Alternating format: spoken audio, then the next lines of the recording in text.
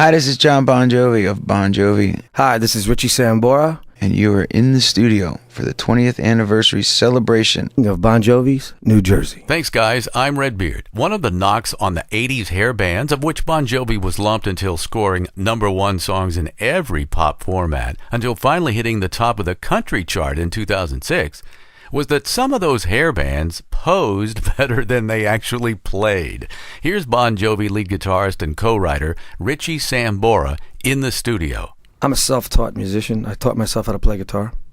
And it's a strange thing when you teach yourself. Every day, if you want to get better, you can't say, oh, well, I can do this and rest on that. You can say, what can I do and how am I going to approach getting better at it? So it's a constant grounding. And I think I take that through the rest of my life as far as how I evolve as a person and as a musician, as anything.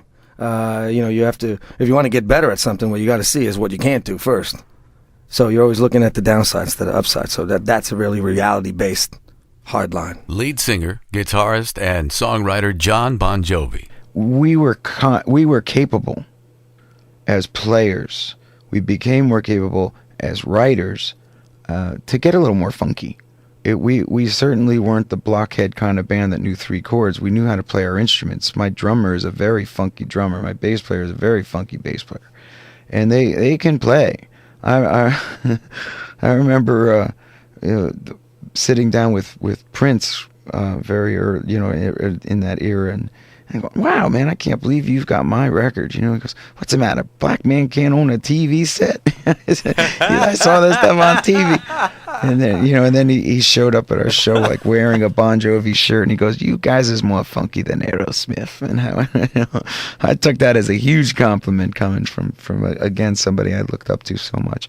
But, everybody was watching what everyone else was doing too. Trust me, we were looking to what Mutt Lange did with Def Leppard, with Pyromania, and then they looked to Slippery for its rawness. And then whatever their next record was, we looked back to, which was Hysteria. And then they were looking at us when we did New Jersey, and then all those bands that started coming into Little Mountain were chasing that thing too, And there was AC/DC went up to see Bruce, and Aerosmith went up to see Bruce, and Van Halen went to see Bruce, and they all came to our studio, and they all went with the same combination of everyone that we had already done. But it was just that magic moment. And as much as I'd love to pat myself on the back, every one of those bands I mentioned, I was greatly influenced by. So, it's nothing more than just a circle of influence. 99 in the Shade from Bon Jovi, which sounds like it could have been inspired by a Sam Cooke song, blaring from a boombox down at the beach. Here's the co-writer, Richie Sambora of Bon Jovi. To me, the foundation of any good record is a song. The foundation of our whole music business, anything that we do, is a song. And if somebody says to me, hey, Rich, what do you think a good song is? I says, well, it's something that hits you in the heart, something that conjures up some kind of sentimental feeling, a sentimental snapshot of a time in your life, or maybe now, or something that you can say, hey, I felt like that. Pop music is very, very, very underestimated in today's society. Musicians and popular music is very underestimated. It's a very healing force, and it accompanies you through your life, through the good times, the bad times. I mean, you remember what you were listening to when you were in the backseat with your girlfriend the first time. You remember when she broke your heart, what you went home and you put on. I know I used to go home and put on blues all the time when that happens, but at least I didn't feel alone. So it really keeps people company. I think as a writer, I tend to write human songs. I tend to write stuff that I maybe went through in my life. There's a bunch of different ways that I can write music, from what's happening now in my life and how I feel. I have a very acute emotional memory, which means I'm very, very vulnerable to pulling out different feelings from my past. They're very clear. And my factual memory, due to the late 80s, ain't as good as I would like it to be. But my emotional memory is quite intact. So that tends me to be able to write about different situations where I grew up and maybe someone broke my heart, or I can pull that stuff out pretty easily. As Bon Jovi's New Jersey album sold millions while the band launched another worldwide tour, world-changing calls for freedom and justice were being raised in places such as South Africa, Ethiopia, and the communist bloc countries of Eastern Europe, including Germany's Berlin Wall. Superstar popularity brought a new scrutiny by some rock critics to Bon Jovi's lighthearted cars and guitars themes. Here's John Bon Jovi. No one cared in the first two records. It was with the third one, and I think it took so many people by surprise that they couldn't be as cruel as they wanted to be, because it was just such a phenomena. It wasn't until the fourth album, New Jersey, that I thought that the fingers were pointing at us. I think it is people music. It's folk music. Like that old commercial said, it's music for folks. It doesn't make it any better, but it certainly doesn't make it any worse than the most critically acclaimed, band that there might be out there. And I'm a huge fan of a lot of those kinds of bands, but there's a place for all of it. And anyone who plays music, or anyone who's ever really listened to appreciate music, knows that the magic that music brings, I think it's such an influence on all the other art forms, be it painting or writing a book or a play or a screenplay, or I just really believe that it has influence on, obviously, dance and on theater as well. So music to me is the heartbeat of what makes people move emotionally. And I've been on the receiving and on the giving end of that. A popular coming-of-age film written by Stephen King, starring Kiefer Sutherland and the late River Phoenix, inspired John Bon Jovi, Richie Sambora, and songwriter Desmond Child to compose the tune Blood on Blood.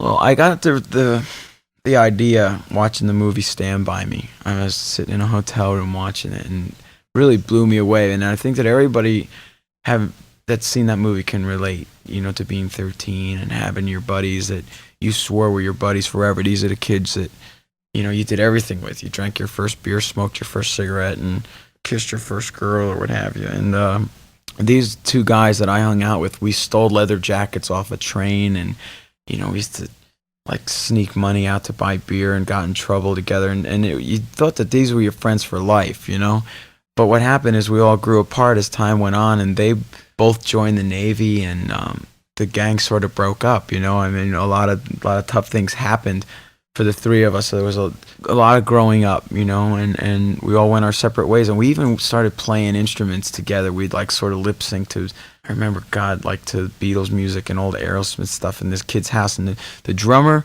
could sort of play drums. The bass player at least owned an amp and a beat up bass.